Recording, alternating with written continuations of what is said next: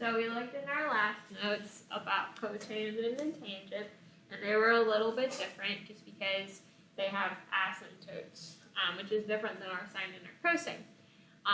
For our last two, remember we have secant and cosecant, and they're going to have asymptotes like our tangent and our cotangent did. However, we want to base our graphs off of our sine and cosine graphs. So remember that. So cosecant of theta is 1 over sine of theta, and secant of theta is 1 over cosine of theta. And that's important because that tells us where our asymptotes are. So notice that, like on my first one, I have a sine in the denominator, which means that I'm going to have asymptotes when sine of theta equals 0. Likewise, on my second one, I'm going to have asymptotes when cosine of theta equals 0.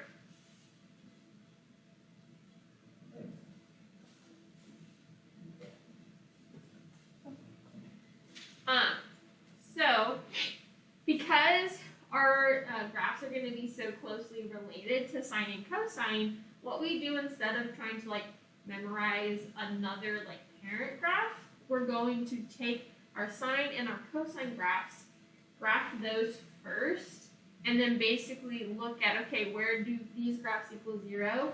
And then we'll basically turn that into our secant and our cosecant graph. Does that kind of make sense? Okay. And then because they're so closely related to our sine and cosine, the period of both of these graphs is going to be 2 pi, just like they were with our other ones. So this is kind of what they look like. So if you notice the light gray graph is going to be our sine graph and then our cosine graph. So then notice that wherever we have our zeros is where we have those imaginary lines then that become our asymptotes. And then because remember asymptotes are like our black holes, they suck our graph towards them, okay? So notice that basically what happens is in between each of those asymptotes, our original graph just gets flipped.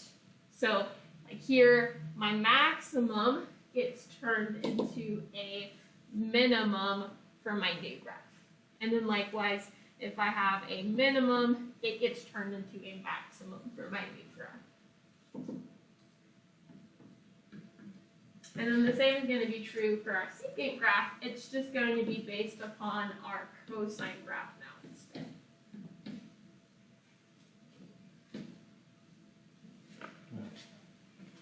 Okay, so when we're looking at these examples, we start with 2 cosecant of x plus pi over 4, right? And so like I said, instead of trying to think about, okay, what's the cosecant graph going to look like, we're just going to go ahead and look at our sine graph first. So we're going to look at what we call the associated sine graph. And basically, I'm just going to change the function to sine instead of cosine. Does that make sense? And then we're going to graph it just like we have been graphing our sine and cosine. Nothing about that really changes. So remember that we want to label all of our stuff first. So our A value here is 2, so that's going to affect our maxes and our mins. We don't have a B value, so our period is just going to be 2 pi. And then notice that we have a phase shift of pi over 4.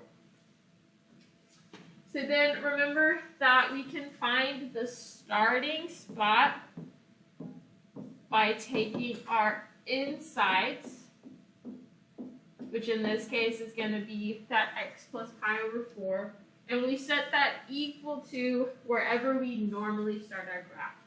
So for Sine, we normally start at 0, so that's what we're going to set this equal to, and then we just solve for x. So notice that we get x equals negative pi over 4. Then to find the end,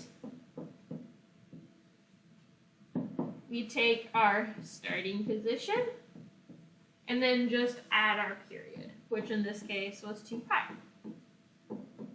So because we have a fraction, we have to find a common denominator.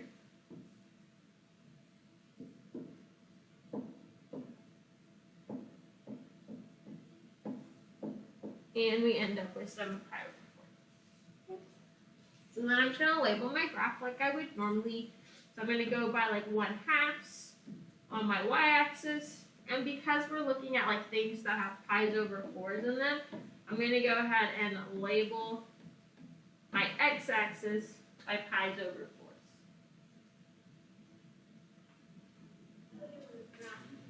So we know that for sine, it's going to start and end at a 0.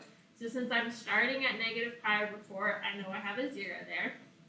And we're ending at 7 pi over 4. So that's going to be here. And then we know exactly halfway in between is going to be our other 0.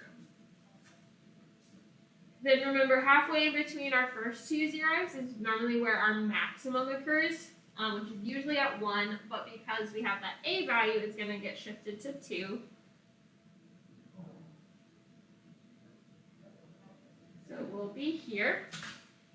And then our minimum is going to be very similar.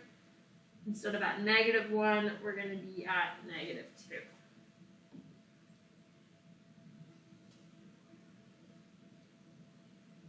So that is what our sine graph looks like. But remember, they don't actually ask us to graph our sine graph. They ask us to graph the cosecant graph. So what we're going to do is then just use those graphs and those couple of key points that we talked about on the previous page. So I know for my cosecant graph, anywhere that I have a 0, it becomes an asymptote. So I'm just going to draw my imaginary lines through my zeros, because those will be my asymptotes. And then remember, we said that basically everything gets kind of flipped from that sine graph. So here at pi over 4, I have a maximum. Well, that's going to become a minimum for my new graph. And I know that my graph has to be in between my two asymptotes. And then at 5 pi over 4, instead of a minimum, now we have a maximum for my new graph. And again, my graph is going to go towards my asymptotes on either side. So it's not really like memorizing a new graph. It's just knowing how to take our sine graph and then translate that to what the cosecant graph would be, which is a much easier process than just trying to memorize all of the new stuff. Questions? Alright, and then lastly, we have one with secant, and this is going to be very similar. The only difference this time is we're going to use cosine instead. But just like before, I'm going to look at the associated cosine graph. So the only thing I do is I switch my secant to cosine, and then I find all of my things the way that I normally would. So my a value is 1 this time, so my max and my min haven't been affected. This time, we do have a b value, so we're going to do 2 pi divided by 2. So we just end up with pi. We don't have any phase shifts, but we could go ahead and set our insides equal to 0. So we do end up, we're starting with at 0. And then to find our ending spot, remember we take our starting spot, add the period, so it will be at pi. So again, I'm going to go ahead and just go by 1/2 on my y-axis. And then on our x-axis, since we have to go out to pi, we can go ahead and still go by pi's over 4. Just because that gives us 4 spots will be pi. So it still gives us a good spot to end. So remember, the only difference is that instead of starting at a 0, cosine starts at a maximum instead.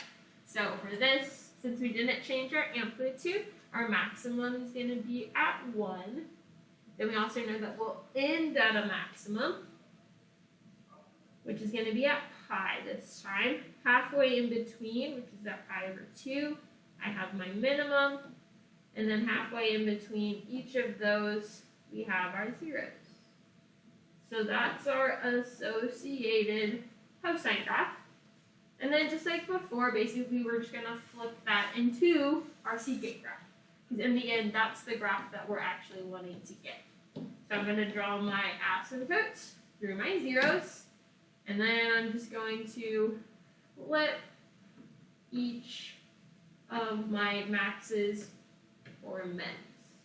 And my orange graph would be the graph that we actually want to have. So like on your homework, I would suggest either using like a different color or even just like not drawing it as dark and going ahead and graphing either the sine or cosine. But then just make sure that either you switch colors or that you make it darker, your final graph. That way I can tell like which one is your final